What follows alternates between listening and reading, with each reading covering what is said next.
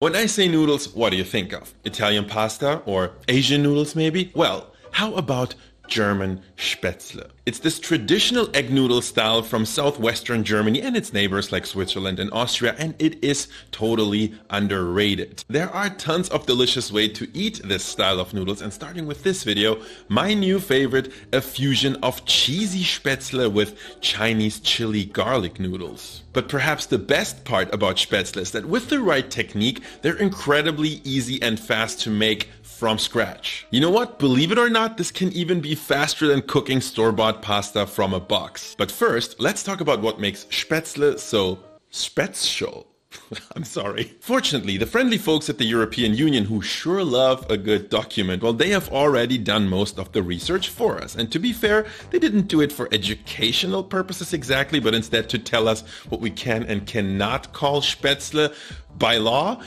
Classic EU priorities, I guess, but you know, jokes aside, this really is a good starting point. Turns out, like any beloved modern dish, Spätzle started out as poor man's food. In Swabia, where they originated, there wasn't a whole lot of fertile ground, and the rural population was mostly just scraping by. Which means for food, they had to use the same few things all the time. Among those things were good old chicken eggs, but also their staple grain, spelt. Spelt is like a more ancient, hardier, less refined version of wheat, so yeah, basically ghetto wheat. And unlike durum wheat, which is used for Italian-style pasta making, spelt would happily grow in the harsher climate of Swabia. And this is the first big difference between the origins of Spätzle and pasta. But the second is probably even more important. While Italian pasta is usually made from a dry dough and then cut or pressed into shapes before being cooked, Spätzle is made from a really wet dough, almost a batter, and cut directly into the water. In the really olden days, people would just take a little bit of dough, hold it in their hand, and then just rip off like little pieces of that. Something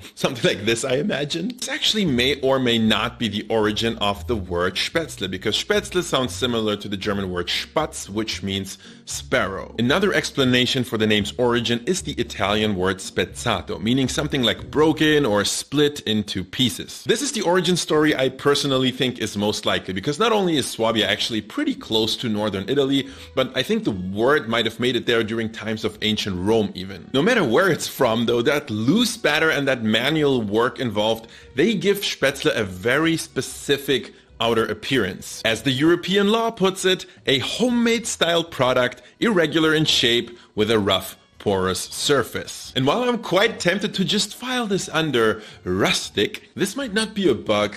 This might be a feature, and you'll see why when we start cooking with them. But we haven't even gotten to what I think is the most important part of the story of Spätzle, because what are Germans most known for?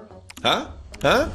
Exactly. Engineering. And so of course it's no surprise that this one German pasta is probably the most over-engineered pasta of all time. The OG traditional technique is to use a board similar to a small pizza peel maybe, and a special scraper. Most people in Swabia will tell you that if you have any respect for yourself or your guests, this is how you'll do it. This technique, it goes way back. In fact, in 1821, Spätzle made this way were already so popular that when a war broke out and Swabian soldiers went into battle, they insisted on taking Spätzle boards and scrapers with them. At one point, for a number of complicated reasons, they were told that they'll have to leave the Spätzle boards behind, and you know what they did? Well, they completely refused to move any further until leadership finally conceded. That's how much Swabian people love Spätzle. Not too long after that, the dish is starting to spread all over Germany, and the newly emerging engineering class, well, they jump right on the Spätzle train and start cranking out